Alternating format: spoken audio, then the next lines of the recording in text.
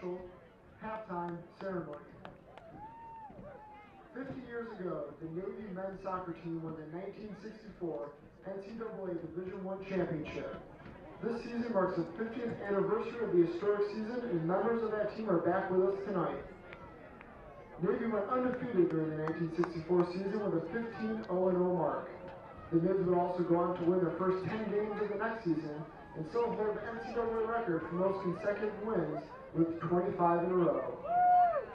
Navy outscored the Pirates 30-11 in 1964, allowing only 6 goals during the regular season.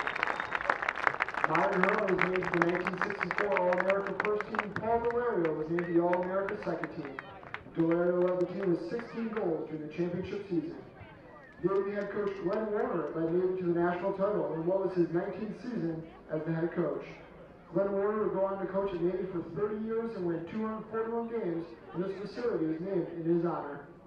Ladies and gentlemen, please welcome back members of Navy's 1964 NCAA Men's Soccer Championship team.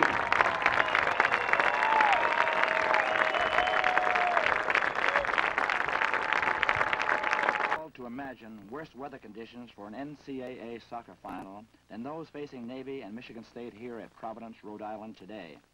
Michigan State comes into today's game with a record of 10 wins and 2 ties, having defeated Army on this same field in a semifinal game Thursday, 3-2. Navy enters this 1965 NCAA final with an even more impressive record of 14 straight wins, defeating a fine St. Louis team Thursday in the other semifinal game 2-1. In so doing, gaining some measure of revenge for their loss to St. Louis in the finals at Rutgers in 1963.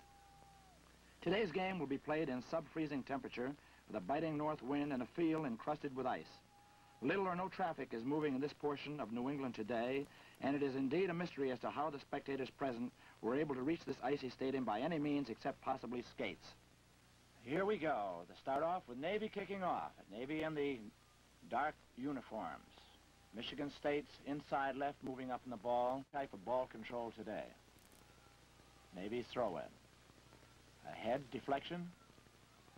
Schlegel trying to cross the ball over to Paul Daulerio, but the ball is passed back nicely to the Michigan State goalie, Dimitrov. There's Bucky Thompson. He lost the ball. He's going back on the play. He's staying with the man, as he should do, and he took it away from him.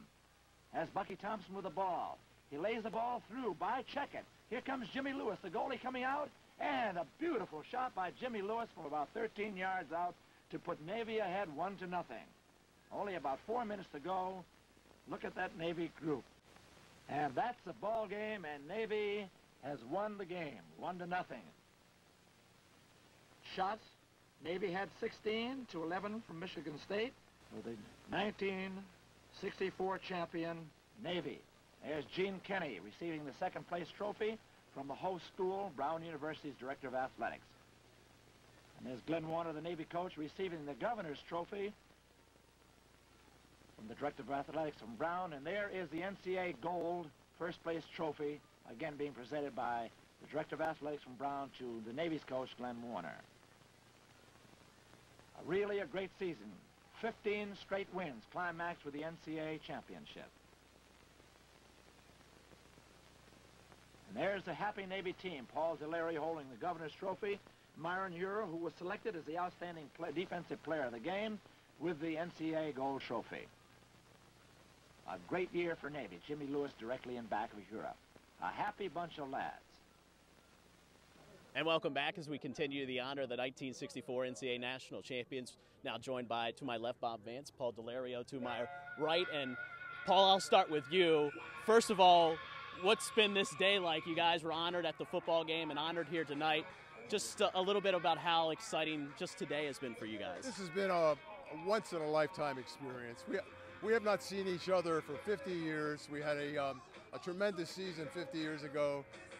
Getting together with all of my teammates, their families, their friends, and watching them rebond and enjoy what we've accomplished over these years was just tremendous. And I want to thank the Naval Academy Athletic Association for all the hard work they put into this, organizing it and being very gracious about the whole thing. The Naval Academy has been super generous. We couldn't be more happy. We're going to have memories that last all our lives. Bob, take us back 50 years ago, the national championship team. What made your team so special? Well, we said this before. This was a true team effort. There were no superstars on our team, except for Paul, a couple other guys. But I'll tell you, we were coached by one of the best coaches of all time, and we worked as a team. And the team was just, we never gave up. We never gave up. And we had a spectacular group of guys that just got together, and we were coached well, and we just ran the other teams off the field. Paul, take us also back to that day. You had a great year that year. Yeah. First of all, let's start with the semifinal. You guys beat St. Louis, which at that time was the national power. They were it. They had been a powerhouse for years and years. In fact, they defeated us the year before, as you may recall. And beating them was super sweet. Super sweet.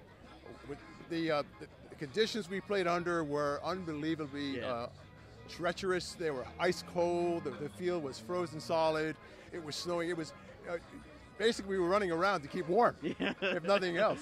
And defeating St. Louis was certainly the stepping stone to a much greater game which followed, which is the Michigan State game. And that game, Michigan State, we were looking at some of the highlights earlier, and during the contest they said it was basically played on a sheet of ice.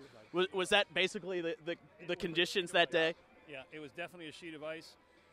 December 5th, 1964, in that game, I'll tell you, we were cold. It's never been as cold as that. That's colder. And I came from Vermont down here, so I'll tell you, it was just wonderful. So, but as Paul said, this is just a spectacular experience for all of our team. We haven't seen each other in 50 years, and everybody is just having a fantastic time. And you guys have done a beautiful job of putting this together.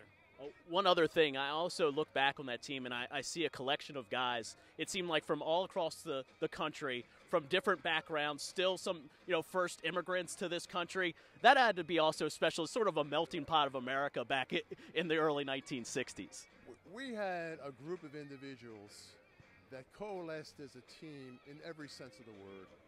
I think what epitomized our season was the game we played against Bridgeport right here, where we were down 3-0 at the half. I left the game with a head gash and actually I was able to return, but if you're down 3-0 against a strong team, you really don't recover from that. Yeah. But we came back and the team was, I scored a quick goal and the team just coalesced behind me and with me. Bob was great, everybody was great, and we won 5-3. And it kind of set the tone for the rest of the season. It was a team that never would die. Yeah. It just wouldn't. I'd like to say it was the synergistic effects that took effect, where everybody lifted each other up, made everybody else better. If someone was down, we picked them right up, and that's what a team is all about. That's really what a team is all about. Well, congratulations to both you guys, and thank you for your service to our country, and we appreciate it. And once again, congratulations 50 years later on the national championship. Thank you. Thank you.